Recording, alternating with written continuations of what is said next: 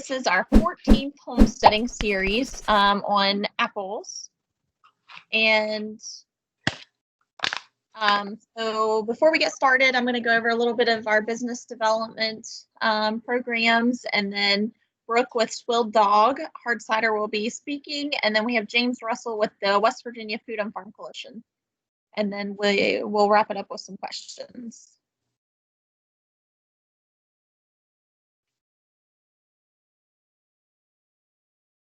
Okay, can everybody see that still? Okay. Just real quick, we'll run through. This is our West Virginia grown marketing program. It's free for producers around the state. As a member, you can use our logo for branding and on displays, and even labels like for your meat. And another bonus is that all your information will be on our Department of Ag website, the market bulletin, and then we're making a nice West Virginia grown directory. There's an example of that on this slide. Then another program that we have is our Veterans and Heroes to Ag program. And so this helps veterans with opportunity like mentorship opportunities, scholarships, marketing and technical and business development support, and navigating available resources. So we've had lots of like educational classes as well. And this, so the other that like myself, our planning coordinators, we have 4 of them around the state. We help with things like developing business plans, production planning, helping you get any permits or registrations or finding markets.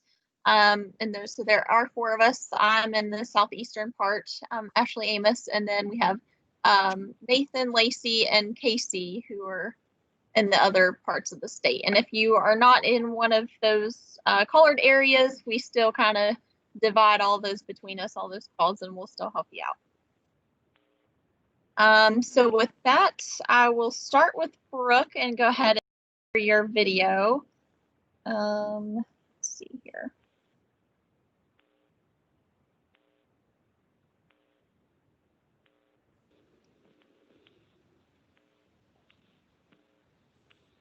Okay.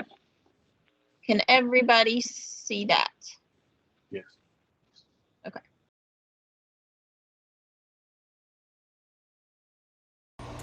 So hey, I'm Brooke Glover. I'm one of the founders of Swilled Dog Hard Cider out of Pendleton County, West Virginia. Wanted to tell you a little bit about who we are and how we got started. You know, we're Backyard to Bottling is the name of this series, and you can see this is a backyard orchard, and it's just right here next to the house. And we talk about how I want to tell you a little bit about how we got started and why we think apples are so important and growing apples are so important. So yeah, I'm just going to tell you a little bit about where we started. We started in 2016 and we were bottling everything. We had apple trees that we had here locally in Pendleton County, and we used all those apples to bottle everything that we did. The first bottle that we ever put out got silver medal in the world's largest cider competition. So people started calling us like, who are you guys? And what's this cider that you made? So it's really cool to see that the apples from West Virginia were just that, the quality was that great and the flavor profile was that great based on the environment.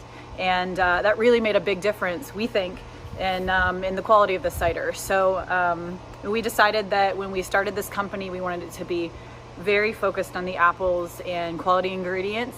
We couldn't find cider on the market that had low sugar. And that was something that we were really interested. That's what we like to drink. So you'll see we planted apple trees here, kind of in the backyard, and these are all cider apples. So everything that you can see behind me, they're all very specific types of apples. They have specific flavor profiles, they have specific sugar content that gives you the right alcohol. That's sort of where we started. And we started with this idea of making great cider, but also making a difference in the communities in which we do business. So that's really important for us, make sure we're giving back. I'll touch on that in just a little bit, actually, on what we do there.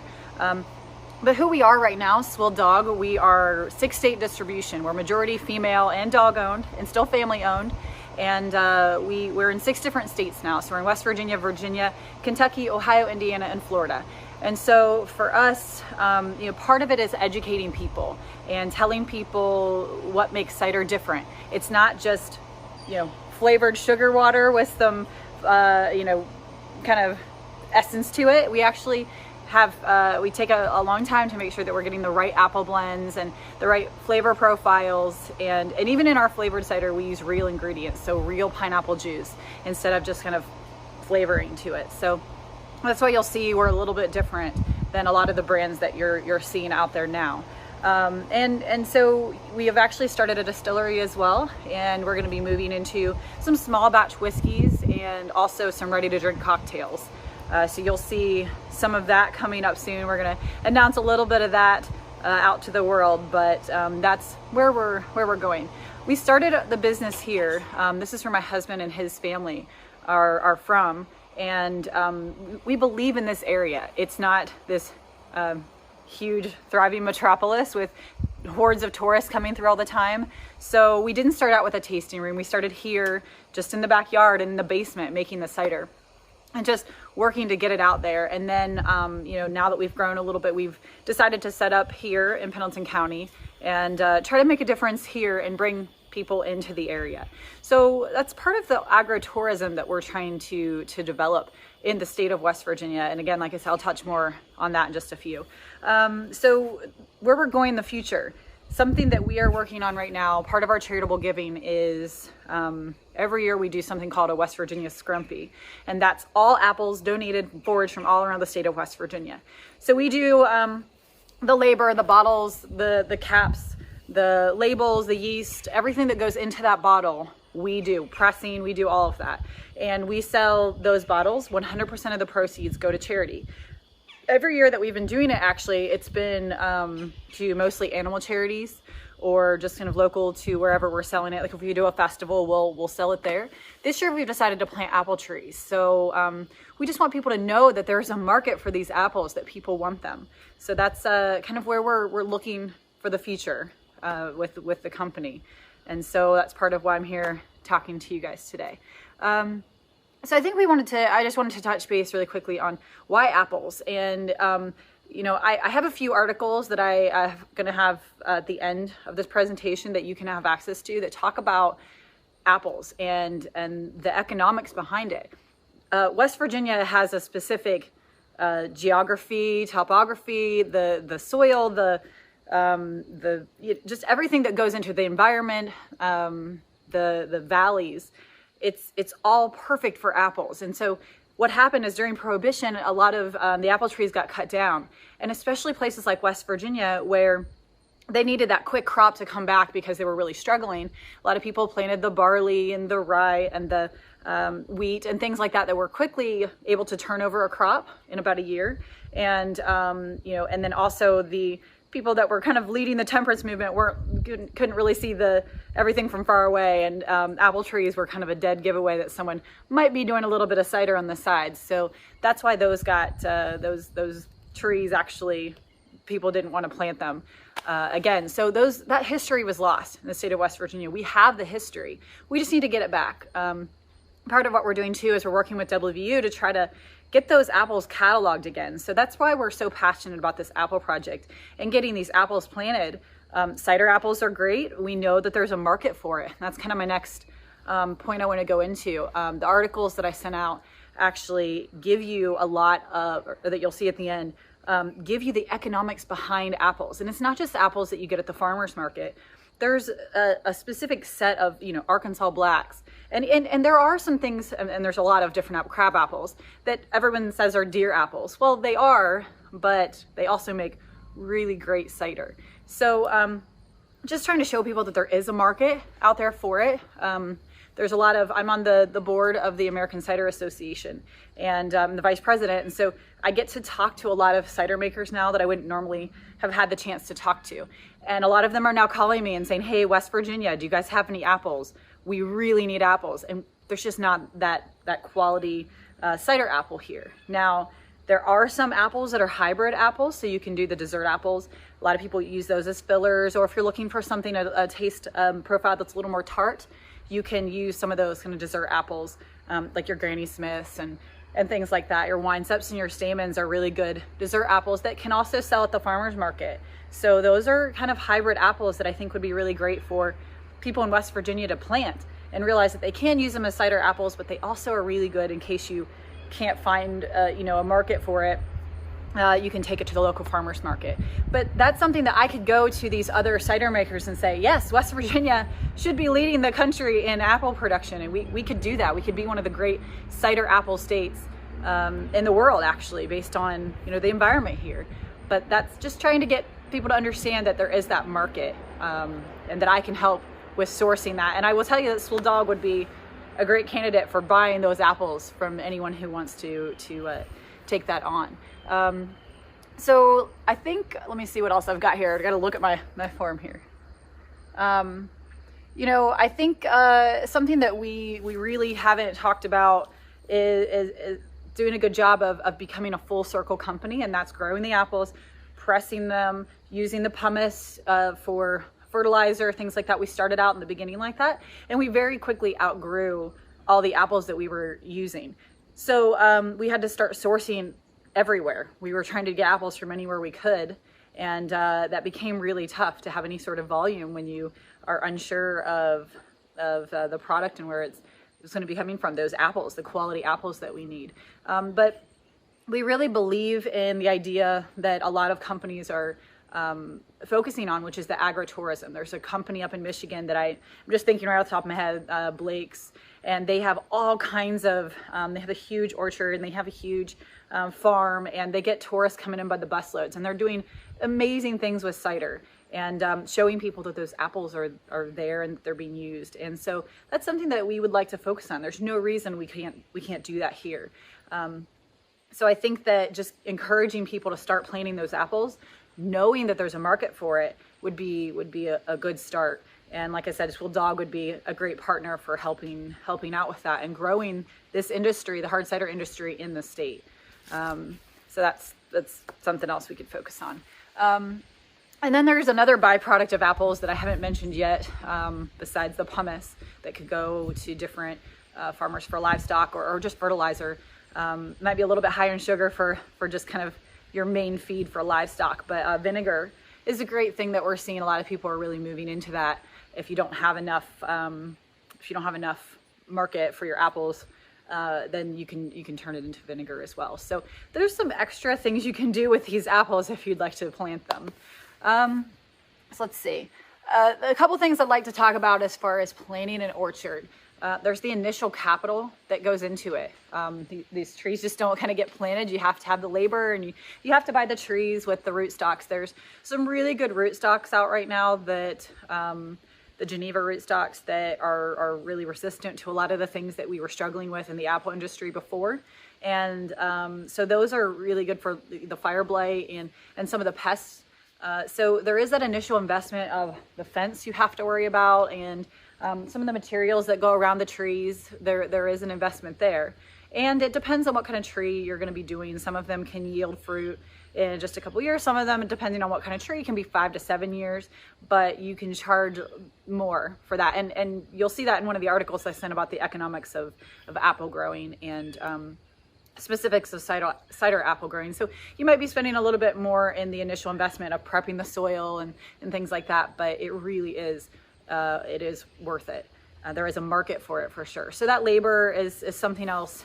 That's something that we have had a struggle with, is we're so busy running the cidery that coming out and pruning the trees and making sure that they're taken care of the way that they need to be taken care of it's been tough for us. And as a family, we've tried to do that as much as possible. These trees are doing pretty well, considering we really haven't had as much of a chance to really take care of them the way we like. We just spend a lot of time.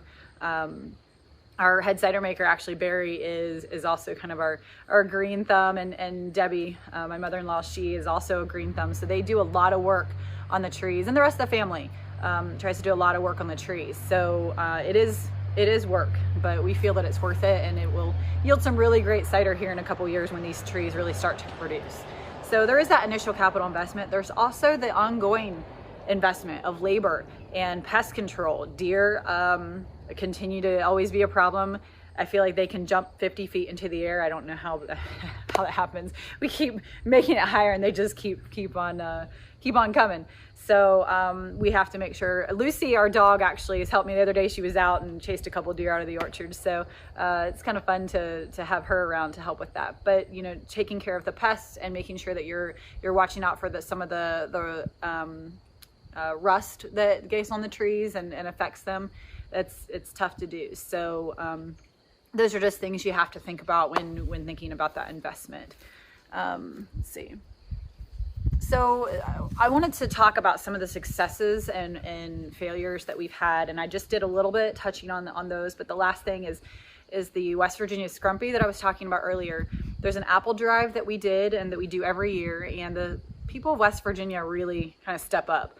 And they donate apples. They let us kind of come in and pick the apples off their tree. We use that to make the scrumpy.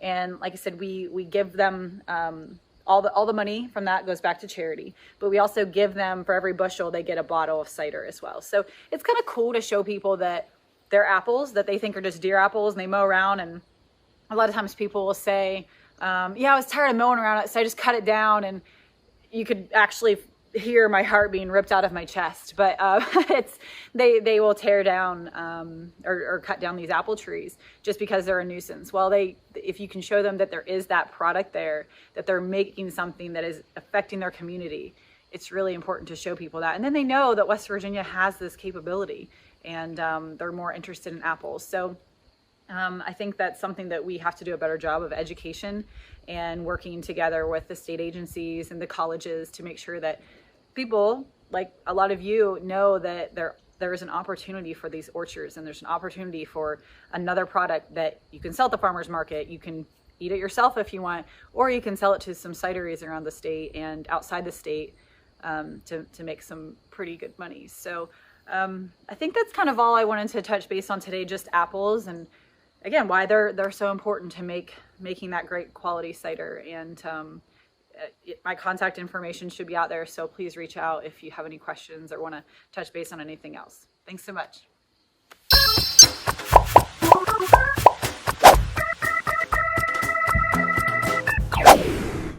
Go ahead and put your information, type it in the chat box, and then that way people can easily get that too.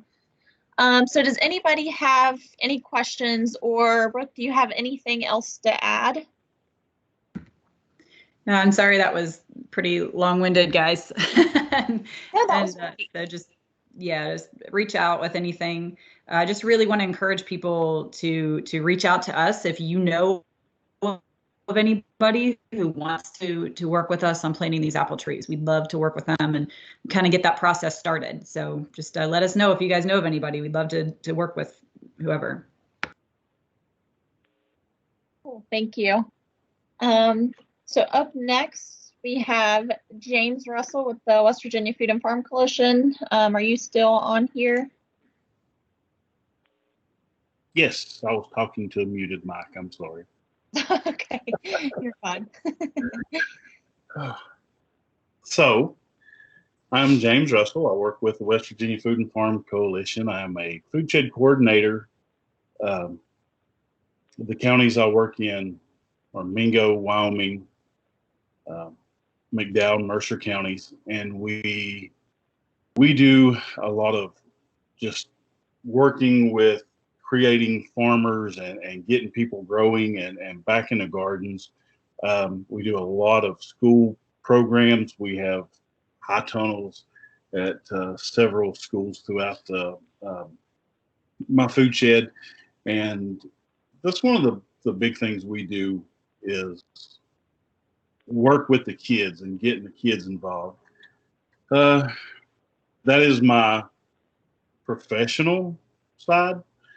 I work and live on the same farm that I have for 48 years. My grandmother did the same on the very piece of land that I live on. And one of the biggest things that we have apples.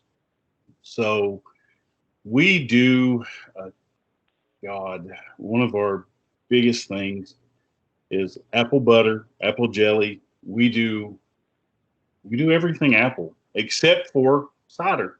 I have never ventured there and have, it's really neat. It tastes really good. It's just a little farther out of my range so we do the other end. We do the apple butter and the apple jellies. And the thing I like about apples, what makes them so versatile, is we can take a bushel of apples, and we do have our own trees. We can take a bushel of apples and you can make, just a ton of product from just that one bushel. And but our biggest draw right now is apple butter. We have everybody. I mean, we have people from all over that contact us about apple butter. We set up and do festivals and fairs and farmers markets, and most of it's apple butter. One of the things that we do is after we boil our apples down and we get them down to where we can run them through a mill and make the applesauce that makes the apple butter. We take the liquid off, we take the juice off, and that's what we make our jellies out of. And the neatest thing about apple jelly is super versatile. Okay, we make probably 10 different flavors of apple jelly. One of our biggest draws for jelly right now is apple bourbon jelly. It's actually apple jelly made with bourbon, plain and simple. It's how it is, exactly how it says. The thing about it is when you boil it down, there's a certain amount of time and there's a recipe you have to follow to make sure the alcohol's boiled off. But the one thing that's never boiled off is that smoky, woody taste of the bourbon or the smell. And that is absolutely a huge draw for us, is the apple bourbon jelly. But we also make cinnamon jelly, apple cinnamon. We make caramel apple. There's just so much out there you can make that.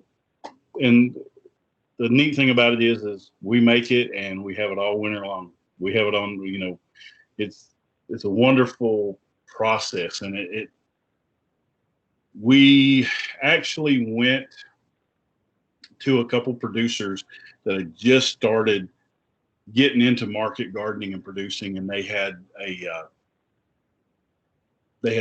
apple trees. And so we taught them in their home how to make apple butter, apple jelly, and to get them started too, and what could be out there, what doors could be open just using the apples they have on their land. So yeah, we are big on apples. We love, they're the most versatile fruit out there, from just eating to cooking to canning, and so and forgive me, I didn't get a PowerPoint up. It's just been a hectic week for us.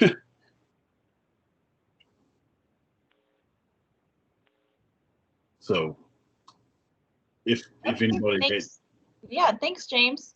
So we can take questions for you and Brooke, which I think we have one in the chat that Brooke already looked at, if you want to go over that one, Brooke. Yeah, sure. So we actually do pasteurize, but we don't pasteurize in the beginning. We do kill off. Now in our scrumpy, we let it kind of go wild, and we just let that yeast kind of do what it needs to do. But to make that consistent product, yes, we do get the wild yeast. We do control for that and kill that, and then we pitch our own. And it depends on the cider. Sometimes we use like a champagne.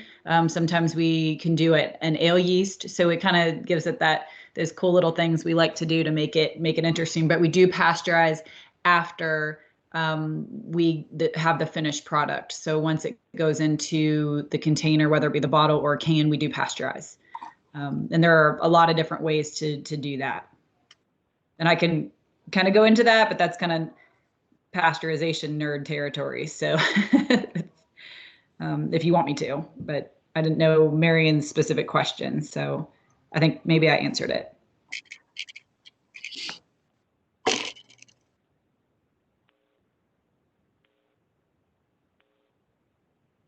Okay, so then she's, or let me see, asking, and apologize for coming in a little late. What year are you in your business model? And have you seen a return on, let me see, it's cutting off there at the bottom, an investment yet? So yes, so we started in 2016 and put out our first commercial product in 2017, and literally launched at the same month that I had my first child. So good job, us.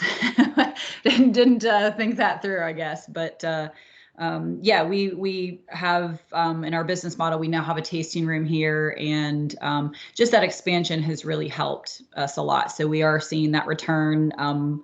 We feel like we're pretty successful here so far. So we're just hoping to keep on going. See. So then asked. Yes, was looking to see if you use a lower temperature than the larger commercial industry, similar to home pasteurization of milk. So there are a couple different ways you can do it. There's a couple of different ways that a lot of the larger cideries do it. And there's one that's very volatile. It's really hard. You have to control it. You have to have specialized training to do it. And but it works. And then there's another kind that there's tunnel pasteurization. And so that's, a lot of people, there's one kind of pasteurization that you can do that, is sort of, there's like inline pasteurizing, and then there's tunnel pasteurizing. And one of them is sort of like you're pasteurizing before it even gets into the package, which to me is a little bit scary, because there's so much bacteria that can be introduced afterwards.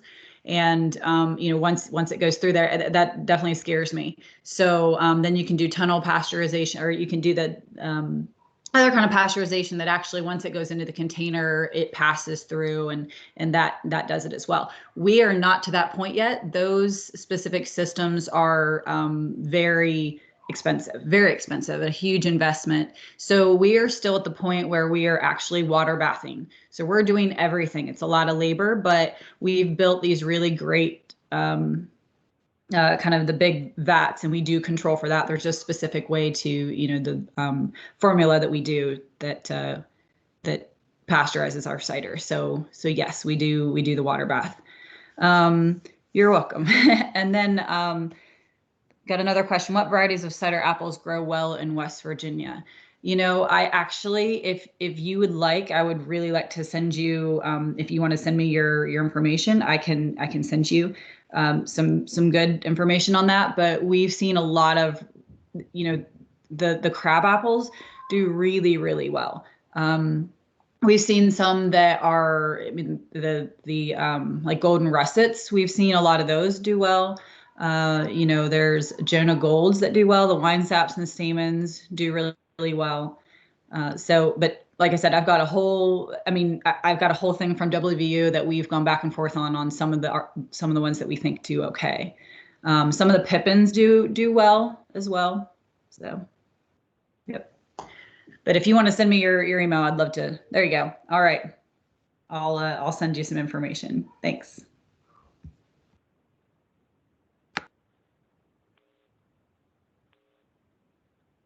Okay, do we have any other questions for Brooke or James?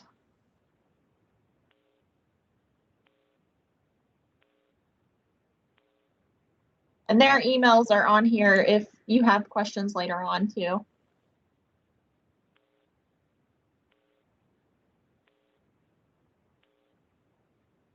And well, James, did you already put your email in here?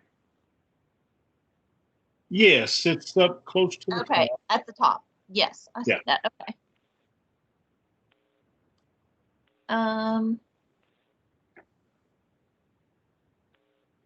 Okay, so we have another question, James. On the jelly, are you using a commercial kitchen or working under the cottage regulations? Right now, we're working under the cottage food laws because we're just doing the farmers markets, and that's where we're at. We are going, and like for the bourbon jelly and some of the other ones, we do not sell those on the market because they don't fall under that, in my opinion. And I know the cottage food laws, they can be,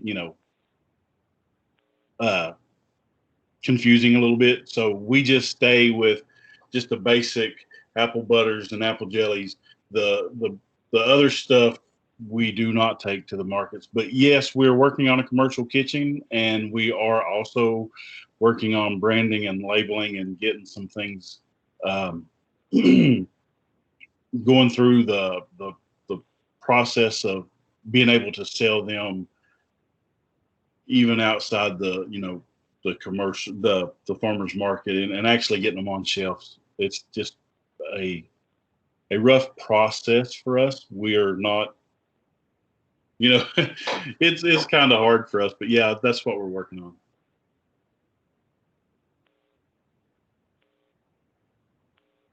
Okay, and like Nathan reminded us that Brooke also has a few links that will be posted on the YouTube when this is, when this recording is on YouTube. So you can check out those links too. Another question, have you all received support on labeling through the West Virginia Department of Ag? I personally have not. We're not to that point yet, but I'm definitely going to reach out when we get there. Life is, working the job that I work and being with farmers every day, it does take away from the time that I have to do these things. They are on my list, and yes, I am going to use the WVDA to help me with all of my labeling in that process.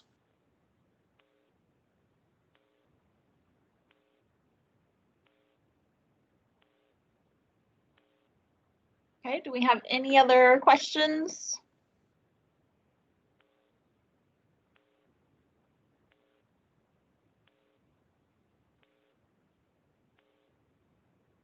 Nope.